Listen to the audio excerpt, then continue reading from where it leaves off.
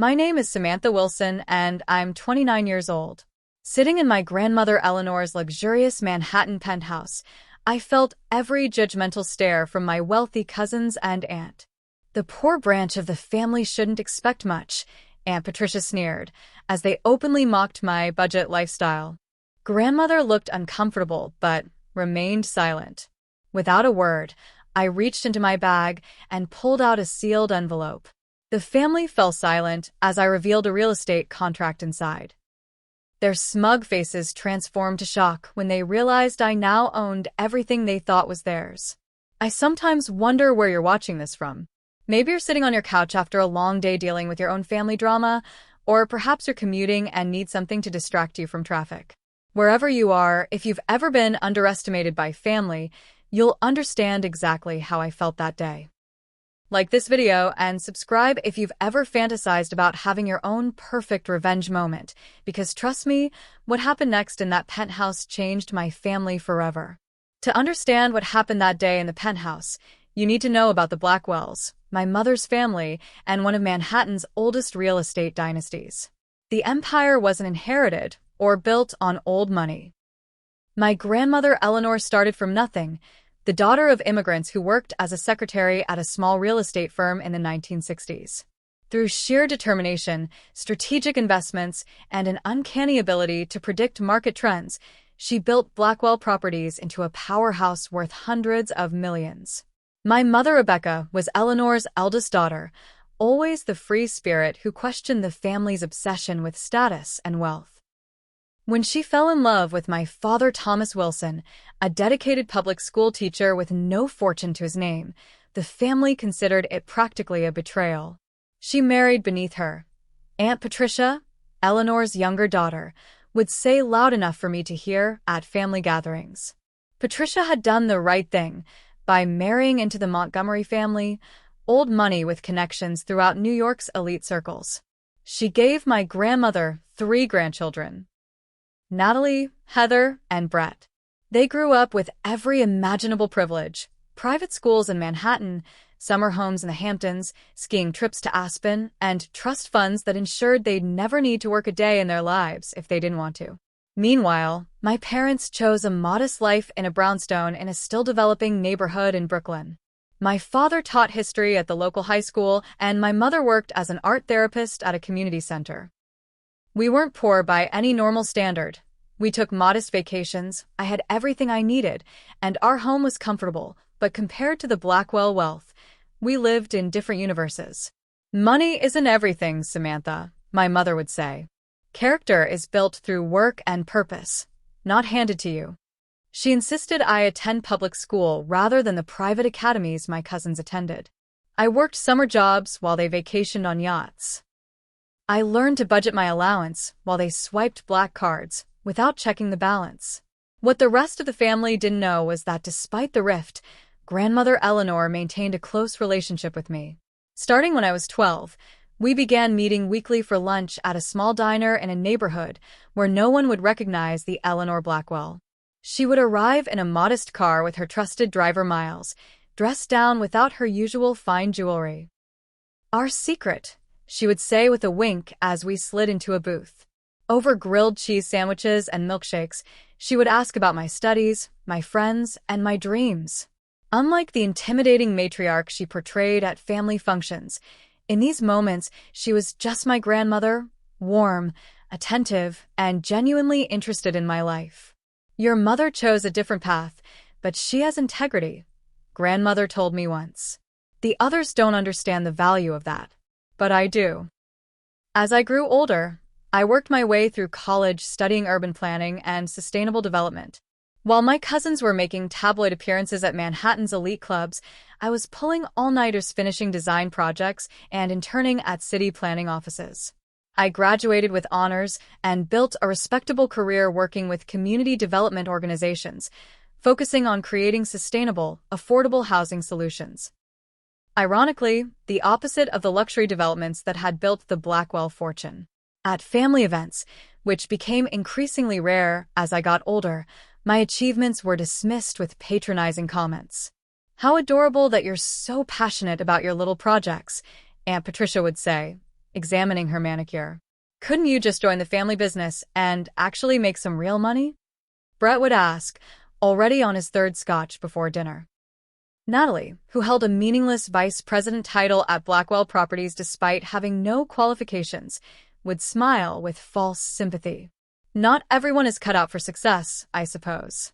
It's nice that you're doing something meaningful." 8 months before the fateful family meeting, my world shattered when my parents died in a car accident returning from a weekend getaway. A drunk driver crossed the median, killing them instantly. The family made appearances at the funeral. Of course, appearances were everything to the Blackwells. Aunt Patricia hugged me stiffly, whispering, "They lived the life they chose," as if their death was somehow a consequence of not embracing the Blackwell wealth. In the months that followed, Grandmother Eleanor was my only real support from the family. Our lunch meetings became more frequent, though now in her penthouse as her health began to decline. At 85, she remained sharp as ever mentally, but physically, she was becoming frail. She was increasingly frustrated with my aunt's controlling behavior and my cousins' entitled attitudes. "They think wealth is their birthright," she confided during one of our visits. "They don't understand that wealth without purpose or responsibility is just waste." Around this time, I began to notice something strange. Grandmother started asking my opinion on business matters. Potential property acquisitions, development proposals, investment opportunities. At first, I thought she was just making conversation, but I soon realized she was genuinely interested in my perspective. "You have good instincts, Samantha," she said after I pointed out potential issues with a luxury development that her executives had enthusiastically endorsed. "You see beyond the surface. That's rare." What I didn't realize then was that these conversations were tests. Tests that my aunt and cousins were failing miserably without even knowing they were being evaluated. The invitation arrived on heavy cream stationery with the Blackwell Properties embossed logo, an urgent family meeting to be held at Grandmother's penthouse the following week. I hadn't been to one of these formal family gatherings in over a year, and with my parents gone, I wasn't sure I belonged there anymore. Still, Grandmother had been kind during my grief, and I felt an obligation to attend. I spent the evening before the meeting mentally preparing myself for the family's usual condescension. I laid out my most professional outfit, a simple navy blue dress, practical but well-made leather pumps, and the pearl earrings my mother had left me. Not flashy by Blackwell standards, but dignified. I wouldn't give them the satisfaction of criticizing my appearance, at least. The morning of the meeting dawned clear and crisp. I took the subway to the Upper East Side, walking the final blocks to my grandmother's building, a pre-war masterpiece overlooking Central Park that had been in the family portfolio for generations. The limestone facade gleamed in the morning light, the brass fixtures on the revolving doors polished to a mirror shine. The doorman, Frederick, gave me a once-over as I approached. I'd visited enough times that he should have recognized me, but his expression suggested he was trying to determine if I belonged. "I'm here for the Blackwell meeting," I said firmly. "Samantha Wilson." Yes," he replied, checking his list with deliberate slowness. "Mrs. Blackwell's other granddaughter." The slight pause spoke volumes. As I waited for the elevator, my cousin Brett emerged from the building's private parking garage.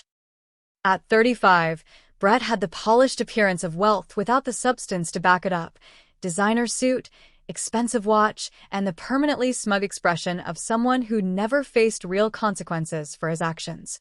"Sam," he acknowledged without looking at me, staring at his phone. "Surprised they invited you." "Grandmother invited me," I corrected, stepping into the elevator beside him. He smirked. "Right.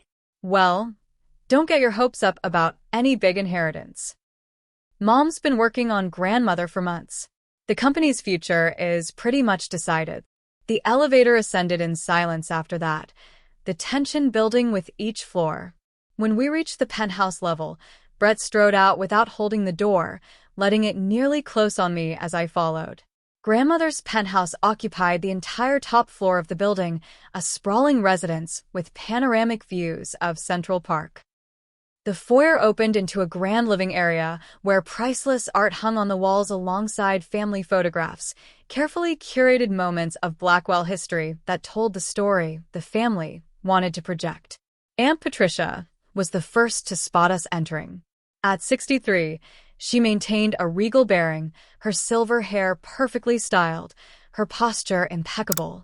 She was the spitting image of grandmother in her younger years, a resemblance she cultivated carefully. "Samantha, darling," she said, air-kissing near my cheeks. "How resourceful of you to join us. That dress must be several seasons old, but it's holding up admirably." Before I could respond, my cousins Natalie and Heather approached. Both in their early 30s, they had perfected the art of looking effortlessly expensive. Natalie, the elder at 34, wore a designer dress that probably cost more than 3 months of my rent. Heather, 32 and on her third marriage, dripped with jewelry that caught the light with every gesture. "Sam's here," Natalie observed, her eyes flicking dismissively over my simple pearl earrings. "We were just wondering if you'd bother coming." "Cute bag," Heather added, glancing at my worn leather satchel. "Is that vintage? Or just old?" I forced a smile. "It's practical. Some things are chosen for function rather than status." This earned me a patronizing laugh from both of them before they turned away, whispering to each other as they rejoined the gathering. The family had arranged themselves around the massive antique table in the formal dining room.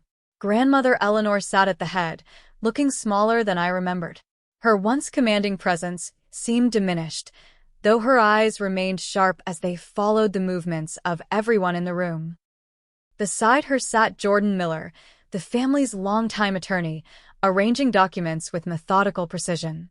I noticed immediately that a place had been set for me at the far end of the table, as distant from grandmother as possible. It was a deliberate slight, positioning me as an afterthought. "Samantha," grandmother called, her voice still carrying authority despite her frail appearance. "Come sit closer to me. There's an empty chair beside Jordan." Aunt Patricia's smile tightened as I moved to the indicated seat, upgrading my position significantly. "Mother, we had arranged the seating according to..." "According to what, Patricia?" Grandmother interrupted. "Samantha is my granddaughter. She'll sit where I ask her to sit." An uncomfortable silence fell as I took my new place. I could feel the resentment radiating from my aunt and cousins across the table. Jordan Miller cleared his throat. In his 60s with salt and pepper hair and wire-rimmed glasses, he had been the Blackwell family attorney for decades. "Now that everyone is here, we can begin. Mrs. Blackwell has called this meeting to discuss important matters regarding the family's future and the preservation of the Blackwell legacy." "Before we start," Aunt Patricia interjected, "I think we should acknowledge that some of us have dedicated our lives to maintaining and growing the Blackwell legacy, while others have chosen different paths." Her gaze fixed meaningfully on me. Grandmother's expression remained neutral. "All paths are valid, Patricia. Let's proceed with the agenda." As Jordan began reviewing the current state of the family holdings, the tension in the room continued to build. He detailed properties across Manhattan, Boston, and Chicago, development projects in various stages, and investment portfolios, a vast empire worth well over $400 million. Brett leaned forward, interrupting. "What we really need to discuss is succession planning. Mom has been effectively running things already with grandmother's guidance. The transition should be seamless." "I'm not sure why Samantha is even part of this meeting," Natalie added.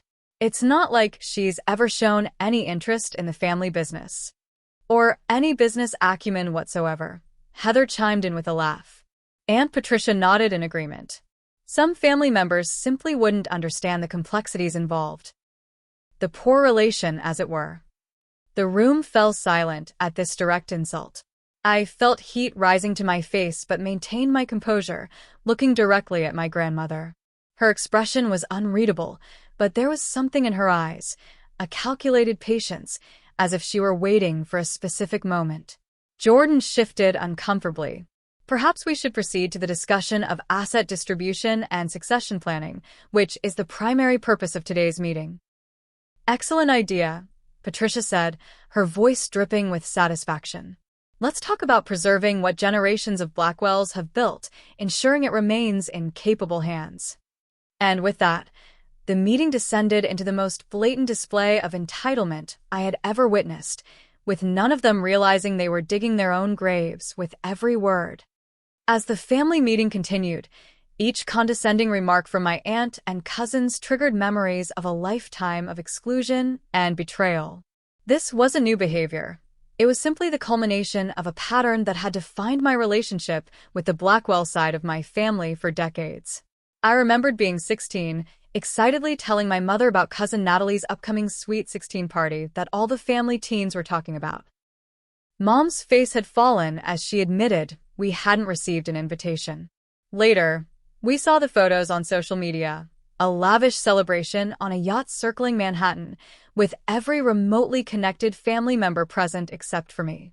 They probably just forgot, my father had said kindly, but the look he exchanged with my mother told me they both knew better. When I graduated high school as valedictorian, grandmother had initially planned to attend. 2 days before the ceremony, she called to apologize. Something urgent had come up. Years later, I discovered through a casual comment that Aunt Patricia had convinced her that attending would only encourage Rebecca's rejection of family values. Apparently, academic achievement at a public school wasn't worth celebrating. The pattern continued into my college years. Despite my excellent grades and admission to a prestigious university, when tuition bills strained my parents' finances, they reluctantly approached grandmother for assistance. Aunt Patricia intercepted the request. The Wilson branch of the family has always insisted on independence, she told my parents. It would be disrespectful to your choices to interfere now. This conversation happened the same month Brett received a new Porsche for his birthday, and Heather's first wedding was funded to the tune of $300,000. While I worked multiple jobs to help with tuition, my cousins floated through life on family money. Brett convinced grandmother to invest $2 million in his revolutionary nightclub concept, which failed within 18 months due to his mismanagement and partying. There were no consequences. He simply moved on to the next venture with fresh family funding. Heather had been married and divorced 3 times by 32, each wedding more extravagant than the last. The family treated each failed marriage as an unfortunate circumstance rather than a pattern of poor judgment, and each new beginning was celebrated with yet another lavish ceremony funded by grandmother. Natalie, despite her business degree from an Ivy League university, where her admission had been secured through a substantial donation, showed no real aptitude for the family business. Yet she was installed as Vice President of Development at Blackwell Properties, with a corner office and salary that actual qualified professionals could only dream of. Her main contributions were taking extended lunches and attaching her name to projects others had developed. The most painful betrayal had been the gradual exclusion of my mother from family decisions. Rebecca had once been close to grandmother, but Aunt Patricia had systematically positioned herself as the loyal daughter, the one who embraced the Blackwell legacy rather than questioning its values. Year by year, my mother was invited to fewer events, consulted on fewer decisions, until she was effectively an outsider. On her deathbed, my mother had held my hand and shared something I'll never forget. Samantha, never let anyone make you feel less than your worth. The Blackwells measure value in dollars, but true worth is in character. Your grandmother knows this, even if she doesn't always show it. What none of the family knew was that for the past 5 years, grandmother had been meeting with me regularly, beyond our casual lunches. After I completed my master's degree in urban planning, she began asking me to review development proposals that came across her desk. "I want your honest opinion," she would say, sliding folders across her desk in her home office. Not as my granddaughter, but as someone who understands sustainable development. At first, the projects were small, a mixed-use development in Brooklyn, affordable housing initiatives in Queens. But gradually, she began sharing larger plans, core investments, and strategic decisions. I would analyze them evenings after my regular job, sending her detailed notes and suggestions. "You have vision," She told me after I identified serious flaws in a major development plan that her executives had enthusiastically endorsed.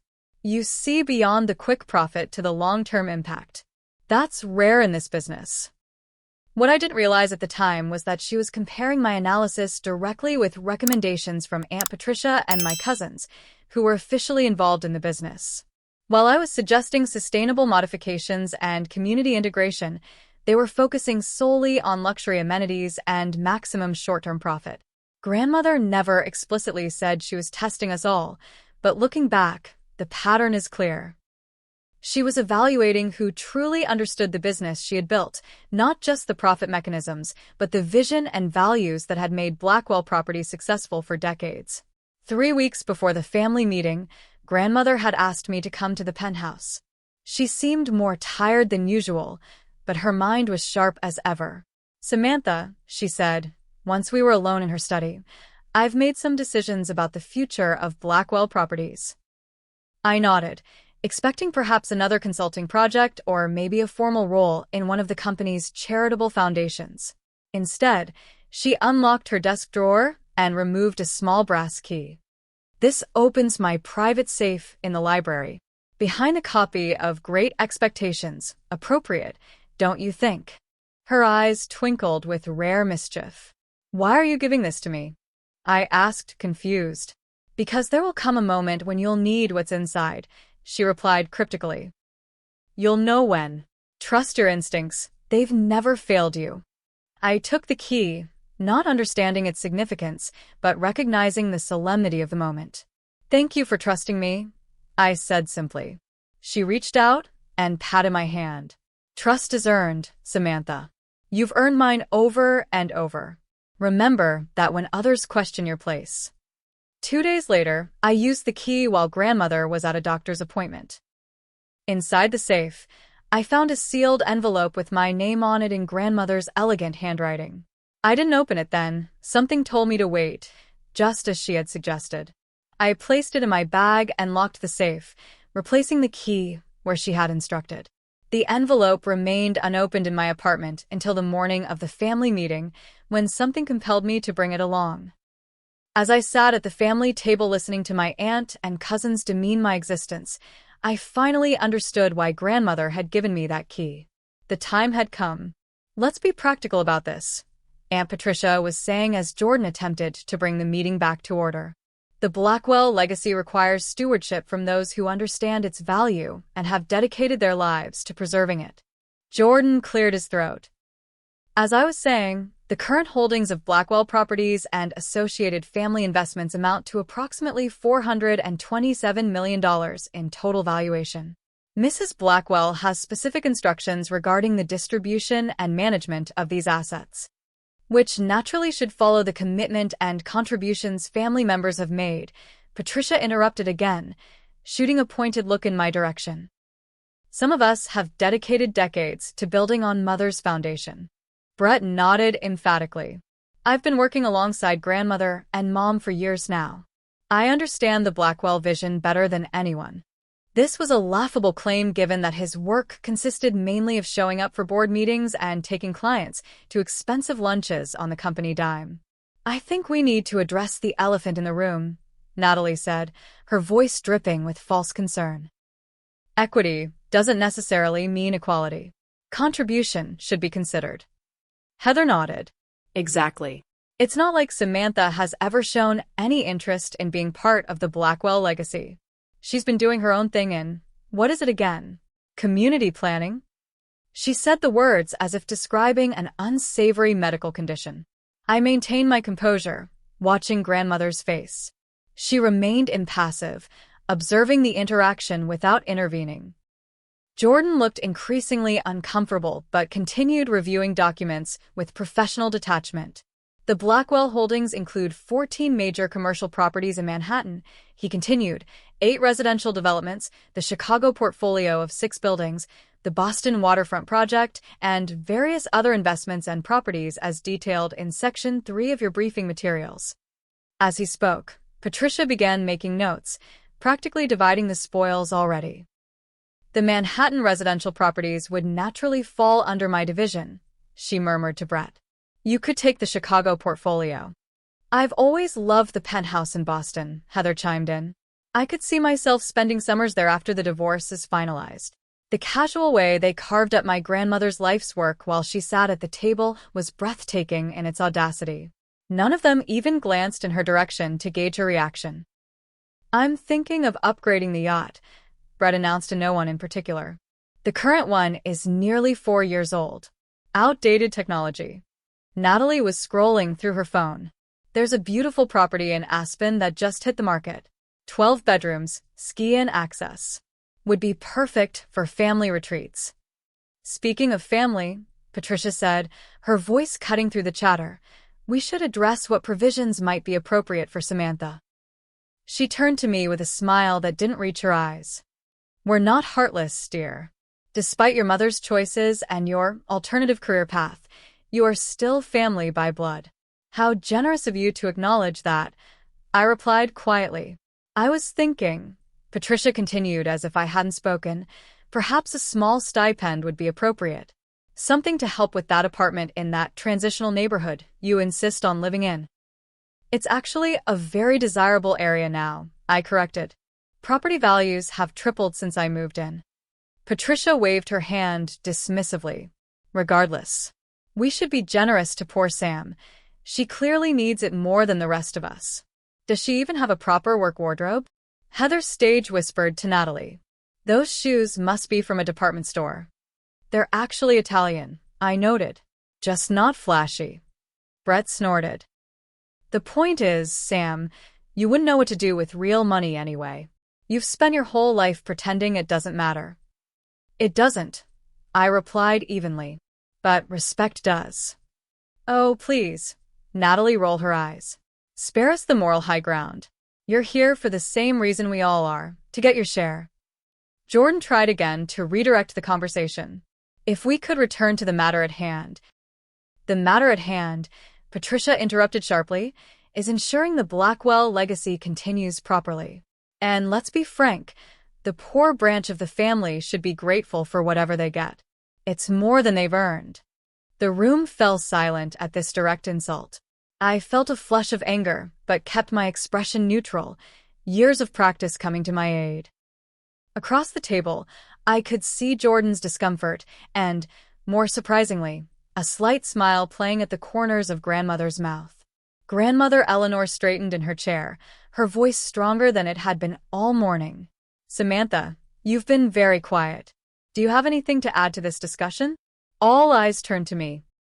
Patricia looked triumphant, clearly expecting me to either break down or make an emotional scene that would only reinforce their perception of me as the family's poor relation. Actually, I said calmly, reaching for my bag, I do have something to contribute. I can still feel the tension in that room, the way time seemed to slow as I reached into my bag. I've replayed this moment countless times in my mind. How the sunlight streamed through the penthouse windows, how the city sprawled below us, oblivious to the family drama unfolding 90 floors above the streets. If you've ever been in a situation where everything changes in an instant, where years of being dismissed suddenly transform into a moment of vindication, you know exactly what I felt. The weight of that sealed envelope in my hands represented not just legal documents, but the validation I never sought but deeply deserved. Have you ever held your breath waiting for the perfect moment to reveal a truth that would change everything? That's what this was. Let me know in the comments if you've experienced a similar moment of revelation with your family. Now, back to that silent room where everyone was watching me reach into my bag.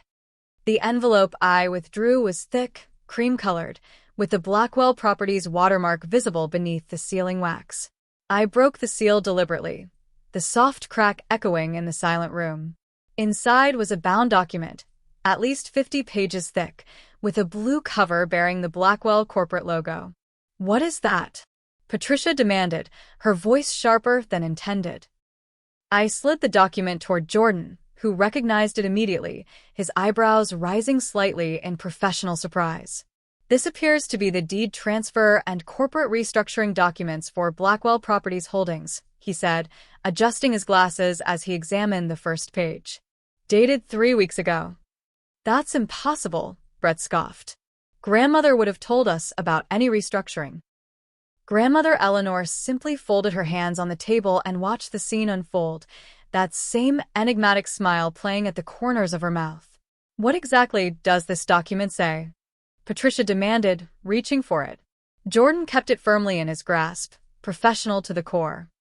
It appears to detail the transfer of Blackwell Properties to a new corporation called Blackwell Legacy Holdings.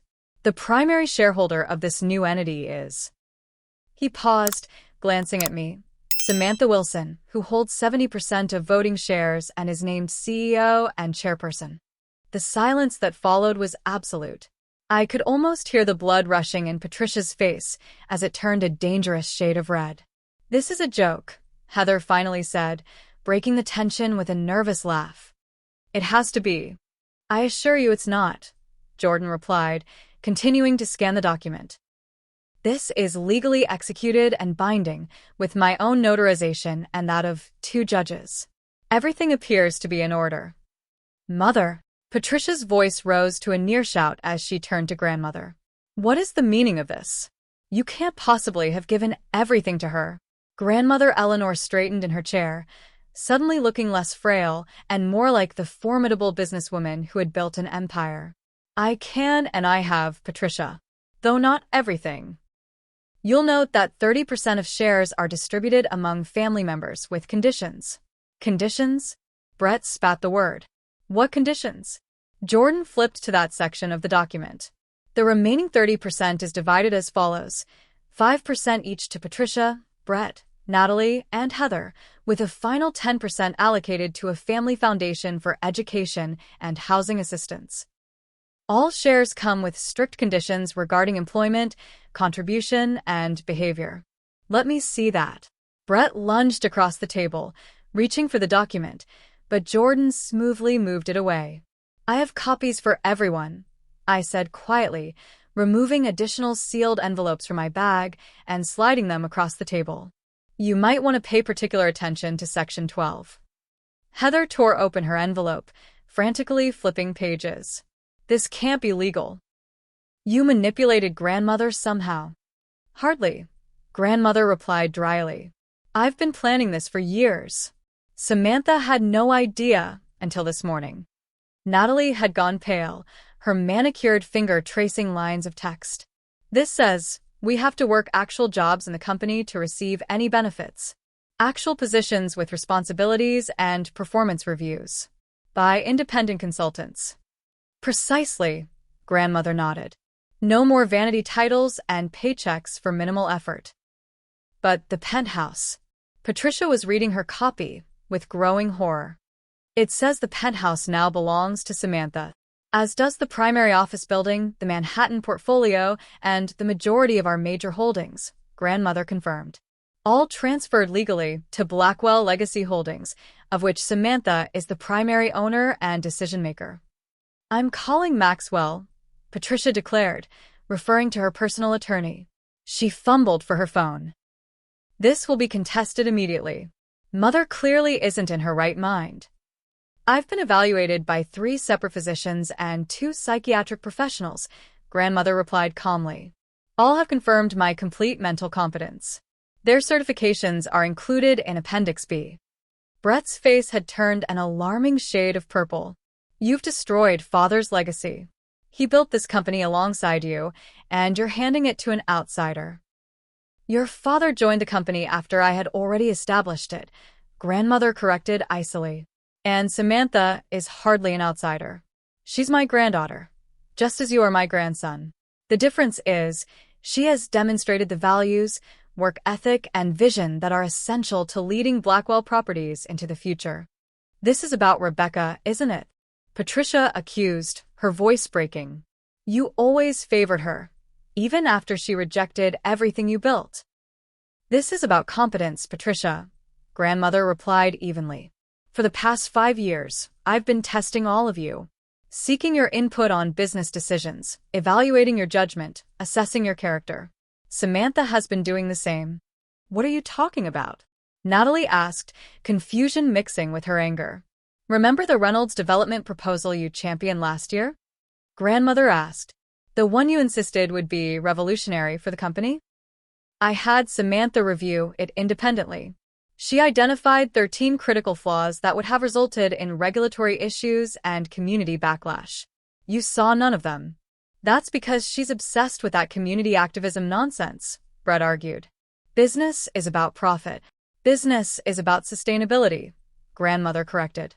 Short-term profit at the expense of long-term viability is precisely what's wrong with your approach, Brett. You've launched and failed at 6 ventures in 10 years, burning through millions of dollars with nothing to show for it. She turned to Heather. You've treated your marriages like business arrangements, entering and exiting them when they no longer serve your immediate desires. That's not how I built this company, by breaking commitments when they became inconvenient. Finally, she faced Patricia. And you, Patricia. You've spent decades undermining your sister, isolating me from her and Samantha, all while positioning yourself as the loyal daughter. Do you think I didn't see through that? Rebecca questioned our values because she had integrity. You embraced them because they served your ambitions. Patricia's face had gone from red to ashen. Mother, that's not fair. Life isn't fair. Grandmother cut her off. But legacy is earned. None of you have earned the right to lead this company. Samantha has. By doing what? Brett demanded. Living in Brooklyn and working at nonprofit organizations? How does that qualify her to run a real estate empire? By demonstrating judgment, integrity, and vision, grandmother replied. For 5 years, she's been reviewing every major decision this company has made, without any of you knowing it. Her recommendations have been consistently superior to those of our highest-paid executives. She understands that true wealth isn't about extravagance, but about creating sustainable value. I finally spoke up. This isn't about money. It's about purpose. Blackwell Properties was built on grandmother's vision of creating spaces that would endure and serve communities for generations. Somewhere along the way, that vision got lost in the pursuit of luxury and status. So, this is a humanitarian takeover? Natalie sneered. You'll run the company into the ground with affordable housing projects and community centers. Actually, I replied calmly, the financial projections for my proposed direction show a 35% increase in sustainable profit over 5 years. It's all in Section 8 of your packets. Jordan, who had remained professionally detached throughout the confrontation, nodded in confirmation. The business plan is quite sound, with stronger risk management than the company's current trajectory. This is absurd, Patricia declared, standing abruptly. I won't sit here and watch my mother dismantle everything we've built together. We will contest this and we will win. Grandmother's voice cut through the room like steel. You are welcome to try, Patricia. But before you engage in an expensive and ultimately futile legal battle, I suggest you read Section 15 carefully. Contesting this arrangement automatically triggers the forfeiture clause, removing even the 5% share you've been granted. Patricia froze, then snatched up the document again, frantically flipping pages. Her face fell as she found the relevant section. You can't do this, she whispered, her voice finally breaking. I already have, grandmother replied, her tone softening slightly. The family legacy isn't about being rich, Patricia. It's about being worthy. I'm ensuring it continues in the hands of someone who understands that distinction. The room fell into stunned silence as the full reality of the situation sank in. In a single morning, the power dynamics of the Blackwell family had been completely upended. The poor relation they had dismissed for years was now the controlling force behind the entire family fortune. There's one more thing, I said, breaking the silence as I removed a final document from my bag. Effective immediately, the company credit cards issued to Brett, Natalie, and Heather have been deactivated. You'll find new cards with reasonable limits and explicit business-only restrictions in your packets. Brett's hand instinctively went to his wallet, where I knew he carried the black card that had funded his extravagant lifestyle for years. You can't just cut us off, he protested. I'm not, I replied evenly. You'll receive fair compensation for actual work performed. The days of unlimited spending with no accountability are simply over. This meeting is now adjourned, Grandmother announced, rising from her chair with surprising strength. Samantha and I have a business to run. The rest of you have some important decisions to make about your futures. And, with that final pronouncement, the Blackwell family, as it had existed for decades, was forever transformed. Aunt Patricia was the first to react after the initial shock wore off. "This is elder abuse," she hissed, her perfectly manicured hand crushing the documents. "You've manipulated Mother when she's vulnerable. No court will let this stand." "I assure you, Mrs. Montgomery," Jordan interjected with professional detachment, "these documents have been prepared with meticulous attention to legal detail. 3 separate law firms vetted them independently, and, as previously mentioned, Mrs. Blackwell has been declared of sound mind by multiple medical professionals. Any contest would be extremely unlikely to succeed." Brett's response was more direct. He stood abruptly, sending his chair clattering backward, and moved toward me with clear intimidation in his stance. "You think you can just walk in here and take everything we've worked for? You have no idea what you're doing." Before he could reach me, security appeared at the dining room entrance. Apparently summoned by a silent button Grandmother had pressed beneath the table. "Is there a problem, Mrs. Blackwell?" asked Marcus, the head of building security. "No problem," Grandmother replied calmly. "But I believe my daughter and grandchildren are just leaving. Please escort them to their vehicles." "You can't throw us out of our own home," Heather protested, mascara beginning to run as tears formed. "Actually," I corrected gently, "as per the documents you've just received, this penthouse is now legally my residence, though Grandmother will naturally continue to live here as long as she wishes. You're welcome to visit by appointment." Patricia's face contorted with fury. "This isn't over. Not by a long shot. Your building access codes will be changed by end of day," I continued as if she hadn't spoken. "Please ensure you take any personal belongings with you now. Anything left behind will be inventoried and stored." Marcus stepped forward, his presence alone enough to make Brett step back. "If you'll come with me, please." What followed was a surreal procession as security politely but firmly escorted Patricia, Brett, Heather, and Natalie to the elevator. Patricia maintained rigid composure, her back straight as a rod, while Brett continued muttering threats. Heather's tears had transformed into an almost hysterical attempt to reason with me. "Sam, please," she pleaded as they reached the foyer. "We're family. We can work something out. I always liked you, you know that. We can discuss arrangements in the future," I replied, not unkindly. "After everyone has had time to process this change." Natalie was the only one who left in silence, her expression unreadable as she clutched her copy of the documents. Of all my cousins, she was the hardest to read, always had been. As the elevator doors closed on their shocked faces, a profound silence fell over the penthouse. Jordan discreetly gathered his papers, nodded respectfully to both Grandmother and me, and excused himself to his office downstairs, promising to be available should we need anything further. Left alone with Grandmother, I finally allowed myself to sink into a chair, the tension of the confrontation leaving my body in a rush. "Tea?"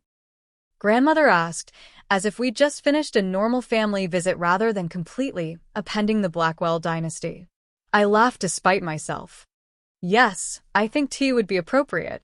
As Eleanor's housekeeper Maria prepared a tray in the kitchen, Grandmother moved to the sitting room with its panoramic view of Central Park. I followed, still trying to process everything that had happened. "You've been planning this for years," I said, not a question but a realization. She nodded, settling into her favorite armchair. "Since you graduated with your master's degree. I saw something in you then, the same drive I had when I started, but tempered with a compassion I wish I'd had more of in my early years. Why didn't you tell me? Would you have accepted it if I had offered it directly?" she asked shrewdly. I considered this. Probably not. I would have thought it was charity or pity. Exactly. You needed to earn it in your own mind, as well as in reality. And you have, Samantha. Make no mistake about that. Maria brought in the tea service, setting it on the table between us before discreetly withdrawing. I should have stood up to Patricia years ago, grandmother continued, pouring tea with steady hands. I allowed her to isolate your mother because it was easier than confronting the values this family had embraced. By the time I realized what was happening, the rift seemed too wide to bridge. Mom never blamed you, I said softly. She understood the position you were in. Rebecca had more wisdom than I gave her credit for, Eleanor admitted. She saw what wealth without purpose does to people long before I did. I was so focused on building something lasting that I didn't see how it was corrupting my own family. It's not too late to change that, I offered. No, it isn't. That's precisely why I've done this. She handed me a cup of tea. The 30% I left to Patricia and your cousins comes with strict conditions, but also with opportunity. If they choose to accept those conditions, to work and contribute meaningfully, they can still be part of the legacy. The choice is theirs. Do you think they will? I asked dubiously, remembering the fury on Patricia's face. Patricia won't, grandmother said with certainty. She's too proud, too entrenched in her sense of entitlement. Brett is likely the same. But Natalie. There might be hope there. And perhaps even Heather, once the shock wears off. We sipped our tea in companionable silence, watching the afternoon light play across the park below. It was surreal to think that this penthouse, this view that had always represented the untouchable Blackwell wealth, was now legally mine. What will you do first? Grandmother asked after a while. I had been thinking about this, even before knowing the full extent of what she had planned. The Chelsea property. I want to convert it to mixed-income housing with integrated community spaces and sustainable design. It could be a model for future developments. She nodded approvingly. Good choice. The zoning is already appropriate, and the neighborhood would benefit from stabilization against aggressive luxury development. And the Scholarship Foundation, I want to expand it, focus on supporting students from underserved communities who are pursuing urban planning and sustainable development degrees. In your parents' names, she suggested. I felt a lump in my throat. Yes, they would have liked that. The peaceful moment was interrupted by my phone buzzing repeatedly. I glanced at the screen to see notifications flooding in, text messages, emails, missed calls. That didn't take long, grandmother observed dryly. The first wave of fallout had begun. Patricia had apparently gone straight to her personal attorney, who was now demanding an emergency meeting. Brett had taken to social media with vague but threatening posts about family betrayal and justice coming soon. Heather was texting me directly, her messages swinging wildly between pleading reconciliation and bitter accusations. Most concerning were the notifications from the company's PR department. Apparently, Patricia had already contacted several business associates and board members, creating confusion about the company's leadership. We need to get ahead of this, I said, setting down my tea. I should go to the office and meet with the executive team. Grandmother nodded. Maria will help me down. I should be there for this initial transition. After that, it's your show to run. The next several hours were a blur of activity. We convened an emergency meeting of the executive leadership team, where I was introduced as the new CEO and controlling shareholder. The reactions ranged from shocked disbelief to cautious neutrality to, in a few cases, barely concealed relief. It seemed Patricia and Brett had not made many friends in the corporate offices. By evening, security protocols throughout Blackwell properties had been updated. Access cards were reprogrammed, passwords reset, and system permissions modified. Patricia had indeed attempted to access the main corporate accounts, only to find her authorization revoked. The resulting phone call to the CFO had apparently been explosive. Over the following days, the family implosion continued along predictable lines. Patricia launched a media whisper campaign, suggesting to business reporters that Eleanor was being manipulated in her declining years. This backfired spectacularly when grandmother gave a razor-sharp interview to the Wall Street Journal, demonstrating both her mental acuity and her firm conviction about the leadership change. Brett's response was equally predictable. He made veiled threats about exposing company secrets until our legal team reminded him that any such action would violate multiple NDAs he had signed and trigger not only the complete loss of his remaining shares, but potential criminal charges. Heather took a different approach. After her initial emotional outburst, she attempted to position herself as the reasonable family member, the bridge between old and new. She invited me to lunch at an expensive restaurant, where she alternated between reminiscing about how close we were as children, we weren't, and subtly suggesting that she could be a valuable ally in managing Patricia and Brett. "I've always admired your principles, Samantha," she said, toying with her third martini. "And I think we could work so well together. I have all the social connections, you have the business vision. We'd be unstoppable." "I appreciate the offer," I replied carefully. "But any role in the company would need to be based on actual qualifications and contribution, not family connection." Her smile tightened. "Of course. I'm just saying I bring value in ways that might not be obvious on a resume." "Submit a formal proposal," I suggested. "The conditions in your shareholding agreement outline the process." She didn't, of course. What she did do was attempt to access her trust fund, only to discover that those conditions were equally binding. The resulting meltdown apparently required intervention from her latest husband's family. Natalie's reaction was the most surprising. After a week of silence, she requested a formal meeting through proper channels. She arrived at my office precisely on time, dressed professionally rather than extravagantly, with a folder of materials. "I've reviewed the conditions of my shareholding agreement," she began without preamble.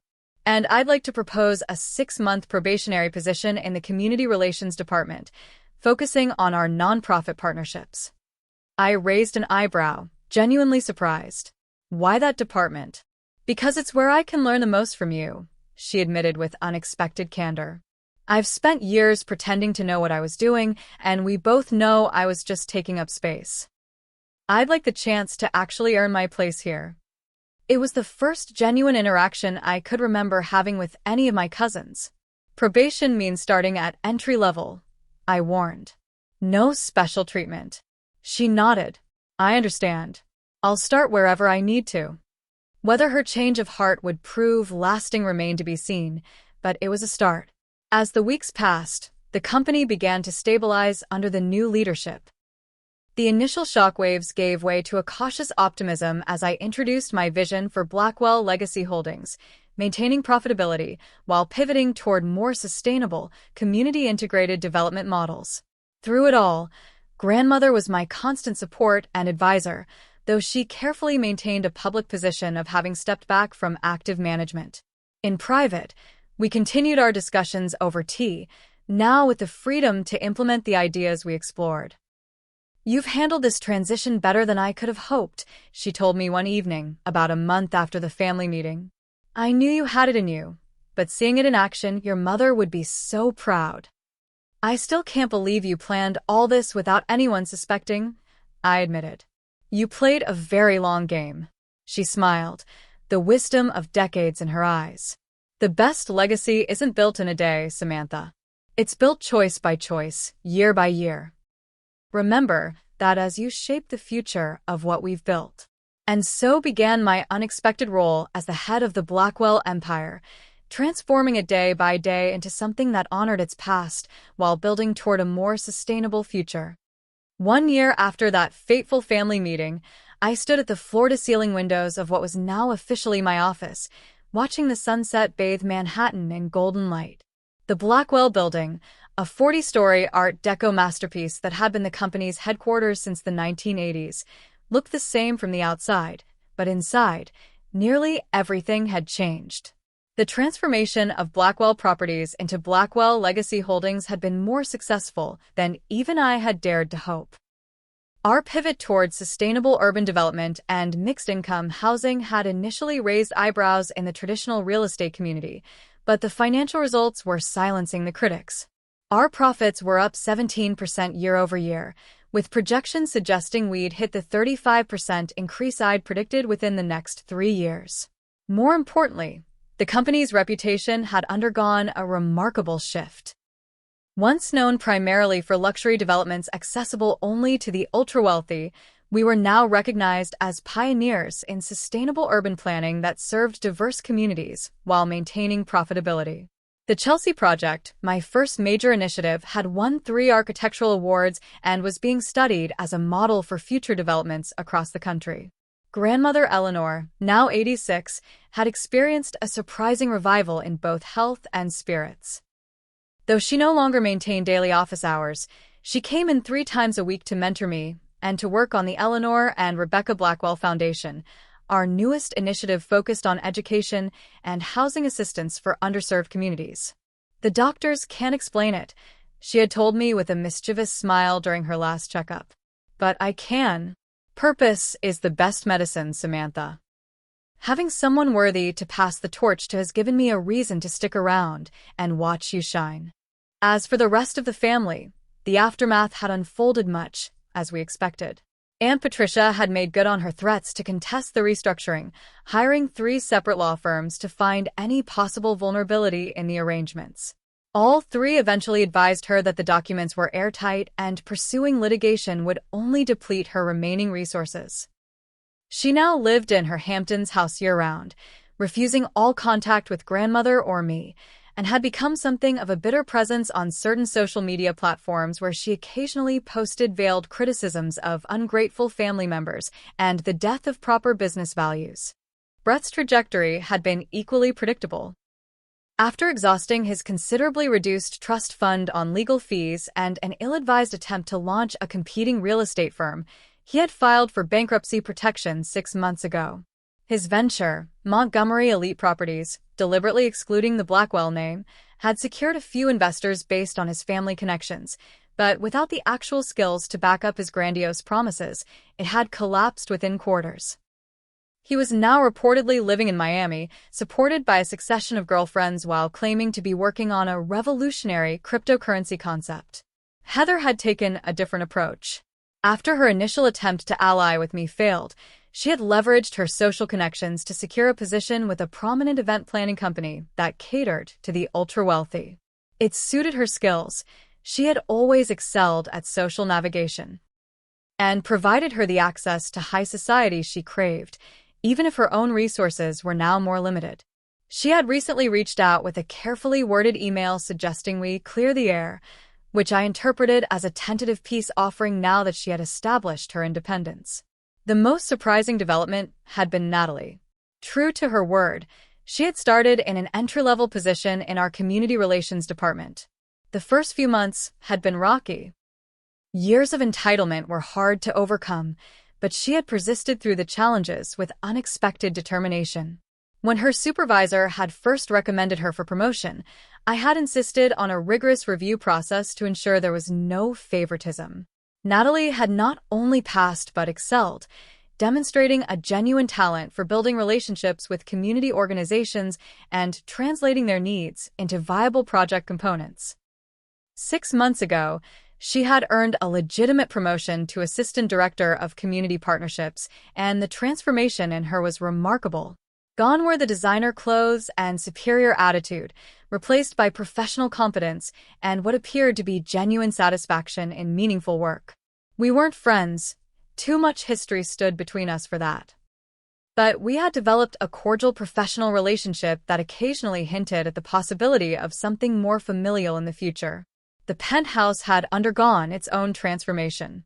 While maintaining its architectural integrity, I had worked with sustainable design experts to modernize its systems, reducing its environmental footprint by 60%. Grandmother continued to live there, though now with improved medical support subtly integrated into the design. I had kept my Brooklyn apartment, though I maintained a suite at the penthouse for late work nights and joined grandmother for dinner at least twice a week. Most meaningful to me personally was the conversion of my parents' modest brownstone in Brooklyn. Rather than selling it, I had transformed it into the Wilson Blackwell Community Center, offering after-school programs, art therapy workshops like my mother had run, and adult education classes. The renovation had preserved my parents' home office as a memorial space, with photographs and mementos of their lives serving as inspiration for the community members who now benefited from the programs.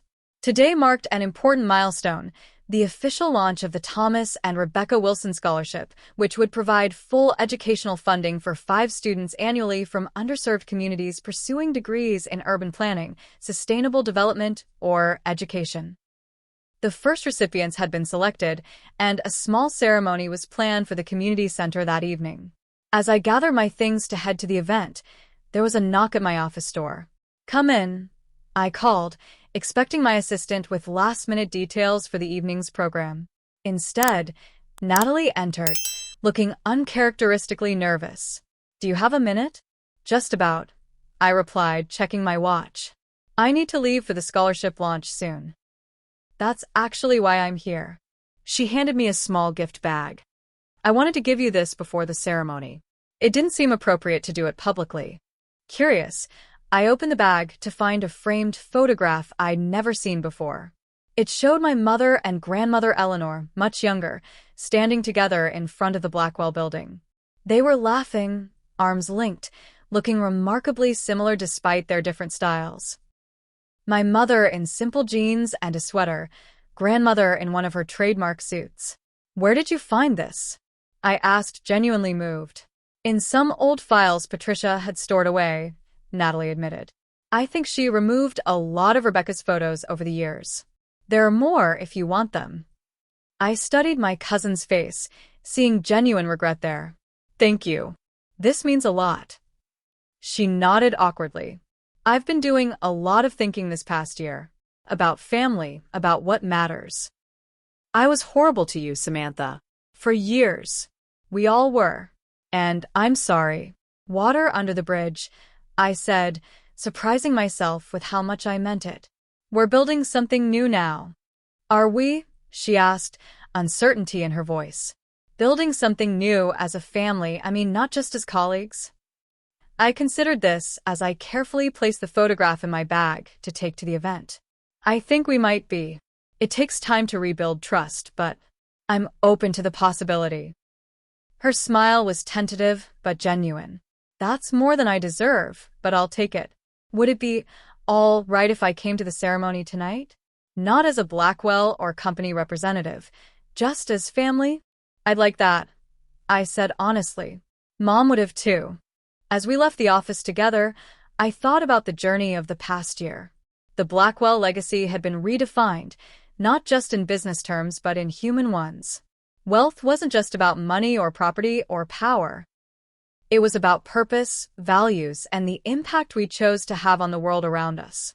That evening, standing in what had once been my parents' living room, now transformed into a bright community space filled with scholarship recipients and their families, I felt their presence strongly.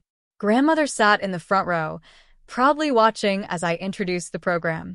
Natalie stood quietly at the back, her presence a small but significant bridge to a possible reconciliation. Even some of the executives who had initially been skeptical of my vision were there, now enthusiastic supporters of our new direction. As I concluded my remarks, I glanced at the photograph Natalie had given me, now displayed alongside others of my parents. My mother always said that true wealth isn't what you have, it's who you become. The Blackwell legacy isn't about buildings or balance sheets. It's about the lives we touch and the communities we help build. That's the legacy these scholarships will continue. Looking out at the diverse faces of the scholarship recipients, young people with dreams and determination who would go on to shape cities and communities, I knew we were building something that would outlast any real estate empire. Something my parents would have been proud of. Something worthy. They called me poor once, but now I know that wealth isn't measured by bank accounts or property deeds. Real wealth is measured by purpose, by integrity, by the positive impact you make in the world. Have you ever had a moment when you realized your true worth went far beyond what others could see? I'd love to hear your stories in the comments below. Like this video if you believe that karma eventually comes for those who deserve it, and subscribe if you want to hear more stories about family, justice, and rebuilding after betrayal. Thank you for joining me on this journey. And remember that sometimes the best revenge isn't about getting even, it's about getting better. The greatest victory isn't winning against others, but becoming the person you were meant to be all along.